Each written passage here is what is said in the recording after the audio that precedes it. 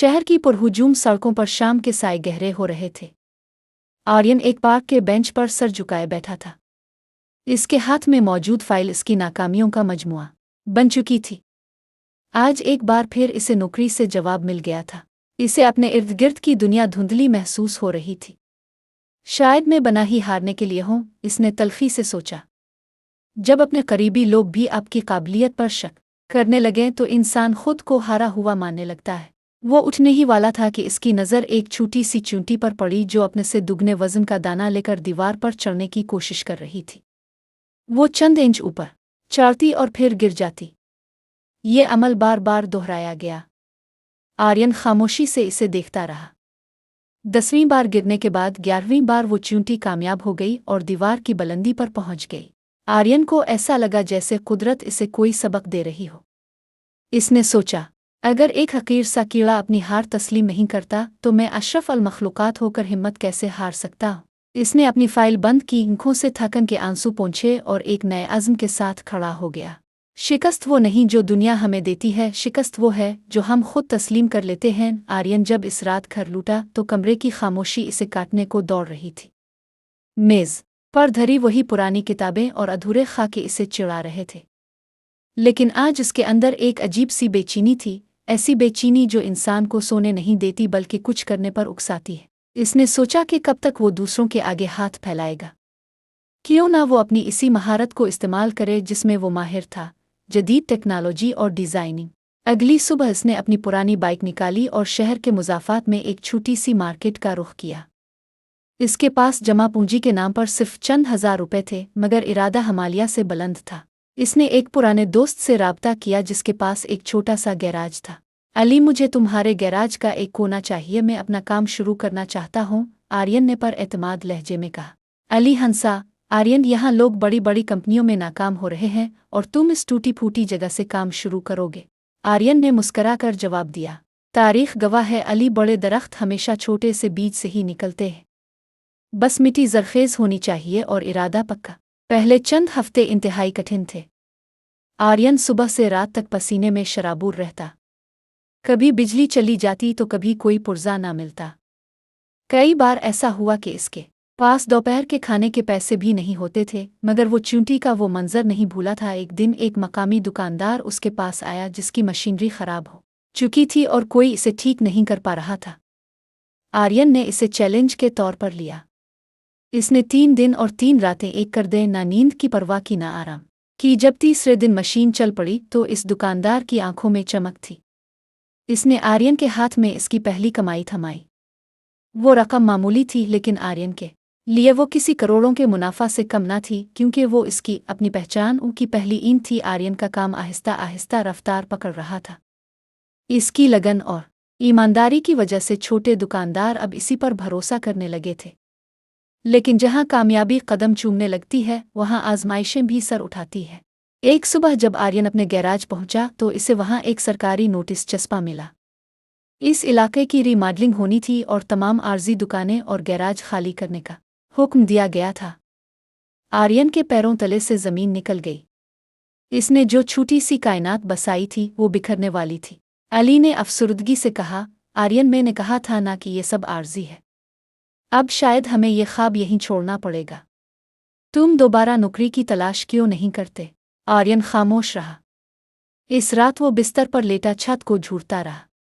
एक तरफ सुकून की जिंदगी थी, किसी कंपनी में छोटी मोटी नौकरी, और दूसरी तरफ खारदार रास्ता। इस के जहन में फिर वही जुमला गूंजा, कुश्ती लहरों से टकराकर ही किनारे लगती है, लहरों से डर कर नहीं। अगले दिन आर्यन ने हिम्मत हारने के बजाय एक नया मंसूबा बनाया। इसने सोचा कि अगर उसके पास जगह नहीं है तो वो अपने काम को डिजिटल क्यों ना कर दे। इसने अपनी जमा पूंजी से एक पुराना लैपटॉप खरीदा और सोशल मीडिया पर अपनी सर्विसेज की तशहीर शुरू कर दी। इस दौरान इसे शदीद माली तंगी का सामना करना पड़ा।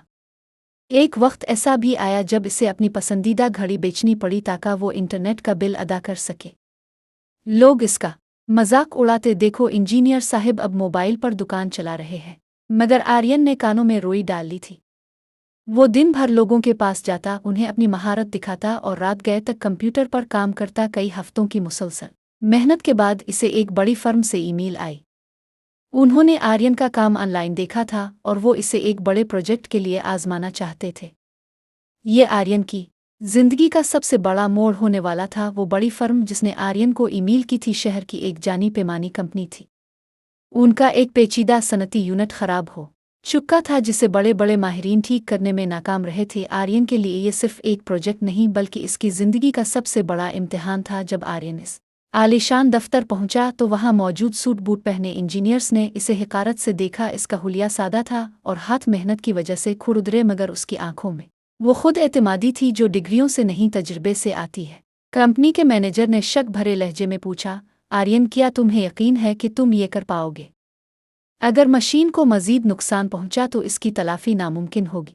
आर्यन ने मशीन के करीब जाकर इसे गौर से देखा और नरमी से जवाब दिया, जनाब, मशीनों का मसला अक्सर उनके पुर्जों में नहीं बल्कि उन्हें समझने वाले के अंदाज़ फिक्र में होता है।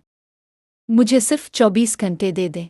अगले 24 घंटे आर्यन के लिए जिंदगी और मौत का मसला बन गए। इसने ना कुछ खाया ना एक पिल के लिए आंख झपकी। वो मशीन के एक एक सर्किट को ऐसे चेक कर रहा था जैसे कोई डॉक्टर मरीज की नब्ज टटोलता है। जब रात के आखिरी पहर उसकी हिम्मत जवाब देने लगी तो इसे अपने वालिद की आवाज़ याद आई, मैदान वही जीतता है जो आखिरी दम तक खड़ा रहता है। सूरज की पहली किरण के साथ ही आर्यन ने आखिरी तार जोड़ी और बटन दबाया। एक मध्यम सी आवाज़ आई और फिर वो अजीम अलशान मशीन पूरी ताकत के साथ चल पड़ी। कमरे में मौजूद लोगों के चेहरों पर हैरत और सिताइश के तासुरात थे। मैनेजर ने आगे बढ़कर आर्यन से हाथ मिलाया और कहा, तुमने कमाल कर दिया। हमने तुम्हें कम समझा था मगर तुमने अपनी काबिलियत साबित कर दी। इस दिन आर्यन को न सिर्फ इसके काम का भारी मुआवजा मिला बल्कि इसे इस कंपनी में बतौर चीफ कंसल्टेंट काम करने की पेशकश भी हुई। आर्यन ने वो चेक हाथ में लिया तो इससे याद आया कि चंद माह पहले वो इसी शहर की सड़कों पर एक रिजिकेशन लीटर लिए रो रहा था। आर्यन ने इस कंपनी की मुलाजमत की पेशकश शुक्रिया के साथ मुस्तरद कर दी थी। सब हैरान थे, लेकिन आर्यन का मकसद अब सिर्फ अपने लिए रिस्क कमाना नहीं बल्कि दूसरों के लिए रास्ते बनाना था। इसने इस चेक की रकम से एक छोटा सा तकनीकी मरकज़, टेक्निकल हब, कायम किया। ये वो जगह थी जहां गरीब और बासलाहियत नौजवानों को मुफ्त हुनर सिखाया जाता था। आर्यन का गैराज अब एक जदीद लैब में बदल चुका था, मगर उसने दीवार पर आज भी वो पुराना रिजिकेशन लीटर फ्रेम करके लगाया हुआ था ताकि वो कभी अपनी शुरुआत को ना भूले। 1 साल बाद शहर के सबसे बड़े हाल में यंग एंटरप्रेन्योर अवार्ड की तकरीब हो रही थी। आर्यन स्टेज पर खड़ा था, सामने हजारों लोग इसे सुन रहे थे। इसका नाम जब पुकारा गया तो पूरा हाल तालियों से गूंज उठा। माइक संभालते हुए आर्यन ने कहा, लोग मुझसे पूछते हैं कि मेरी कामयाबी का राज क्या है। मेरा राज कोई जादू नहीं बल्कि मेरी नाकामी है।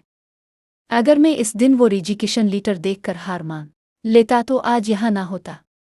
याद रखें, जब आपके लिए तमाम दरवाजे बंद हो जाएं, तो समझ लें कि अब अल्लाह आपको अपना दरवाज़ा दुखाने वाला है। तकरीब के बाद आर्यन इसी पार्क में गया जहां वो पहले बाब में मायूस होकर बैठा था। आज भी वहां एक चूंटी दीवार पर चढ़ रही थी, मगर आज आर्यन इसे देखकर मुस्करा दिया। इसने अपनी डायरी निकाली और आखिरी सफ़े पर लिखा, अलिफाड़ुन के लिए प्रों की नहीं, हौसले की ज़रूरत होती है। जिस दिन आपने गिर कर उठना सीख लिया, इस दिन आपको कोई हरा नहीं सकेगा।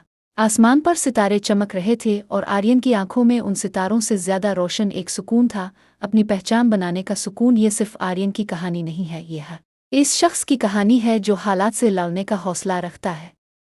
आपके अंदर भी एक आर्यन छुपा हुआ है, बस इसे एक बार फिर ये कहने की ज़रूरत है कि मैं कर सकता